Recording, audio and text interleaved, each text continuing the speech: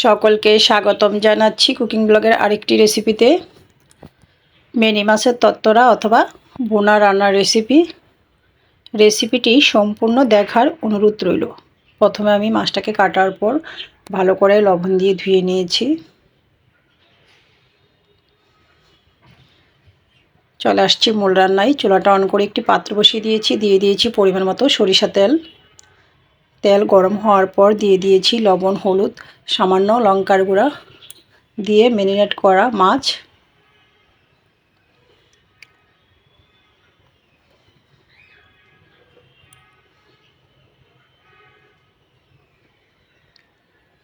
মাছটা এক পিঠ ভাজি হওয়ার পর খুন্তির সাহায্যে উল্টিয়ে নিচ্ছি।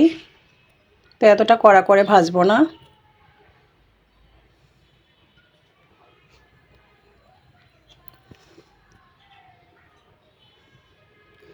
এই পর্যায়ে মাছটা নামিয়ে নিচ্ছি।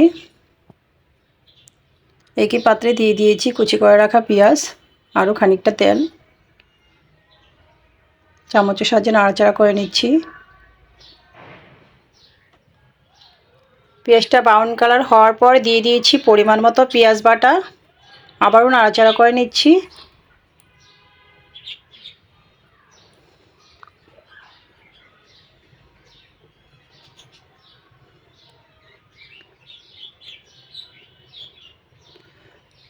মশলা কষানোর জন্য দিয়ে দিয়েছি পরিমাণ মতো জল, পরিমাণ মতো হলুদ গুঁড়া,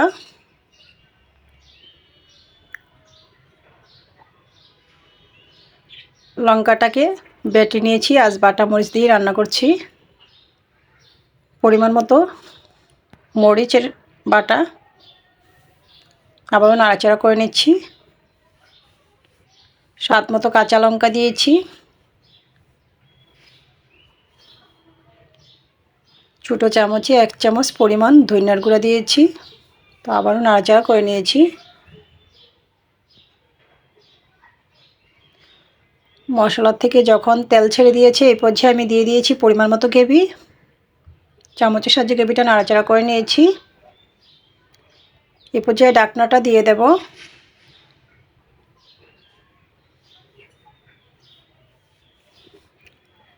অপেক্ষা করব গ্রেভিটা ফুটে ওঠা অবধি। গ্রেভিটা ফুটে উঠেছে, এই পর্যায়ে ঢাকনাটা নামিয়ে মাছগুলো অ্যাড করে দিচ্ছি।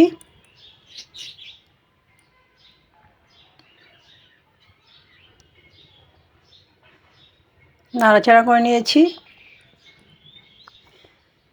ঢাকনাটা দিয়ে দেব।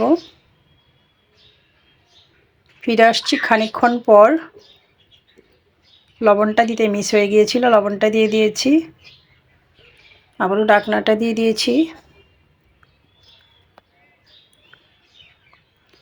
ফিরে আসছি কয়েক মিনিট পর। ঢাকনাটা নামিয়ে কড়াইটা নাড়াচাড়া করে নিয়েছি।